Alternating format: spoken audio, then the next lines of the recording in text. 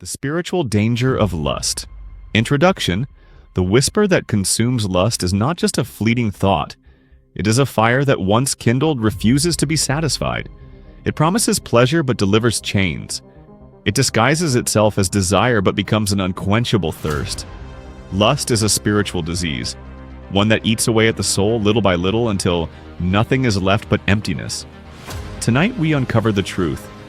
Lust is not just sin, it is a weapon, a snare, a force that drags its victims into spiritual darkness. Chapter 1. The true origin of lust.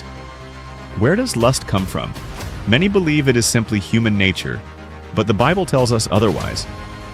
James 1:14-15 says, "Each person is tempted when they are dragged away by their own evil desire and enticed. Then, after desire has conceived, it gives birth to sin, and sin, when it is full grown, gives birth to death." Lust is a seed planted in the heart. It starts as a whisper, an innocent thought. But that thought, if not controlled, begins to take root. It pulls the soul towards something deeper, something darker. And if left unchecked, it becomes an unstoppable force, leading to spiritual decay. Chapter 2. The devil's favorite weapon. Why is lust so dangerous? Because it is one of Satan's most effective tools. Look at the fall of great men in Scripture. Samson, destroyed by his weakness for Delilah. David, his kingdom shaken because of a single moment with Bathsheba. Solomon, the wisest king, yet his lust for women led him into idolatry. Satan does not always attack with fear or pain. Sometimes he seduces. He offers pleasure, comfort, satisfaction, knowing that once a person is bound by lust, their will is weakened. Their prayers lose power. Their connection with God begins to fade, and soon they are no longer fighting back. Chapter 3. The cost of indulging lust. Lust is never satisfied, it always demands more. And the price? A weakened spirit, a restless mind, a heart that no longer burns for God.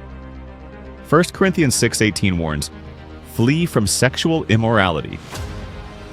Every other sin a person commits is outside the body, but the sexually immoral person sins against his own body. Lust is a sin against yourself. It drains you, it enslaves you. It rewires the brain, turning passion into addiction and desire into destruction. And the worst part, it never stops. Is there a way out? Yes, but it requires war. 1. Recognize the enemy. Lust is not just a habit, it is a spiritual battle. You cannot fight it casually. You must see it for what it is, a force that seeks to destroy you. 2. Cut off the source. Jesus said in Matthew 5:29, "If your right eye causes you to sin, gouge it out." This does not mean self-harm, it means radical action. Remove what is leading you into lust. The movies, the music, the secret habits, the unhealthy relationships. You cannot feed lust and expect it to die. 3. Fill your heart with fire. A man filled with the Spirit has no room for lust. Galatians 5:16 says, "Walk by the Spirit and you will not gratify the desires of the flesh." This is not just about resisting, it's about replacing. When your heart burns for God, sin loses its power. 4. Never fight alone. The devil thrives in isolation, but accountability brings victory. Confess your struggles to a trusted friend. Seek wisdom from those who have overcome. Surround yourself with those who push you toward purity. Lust is a master that never stops demanding, but Christ offers freedom. The question is simple: who will you serve?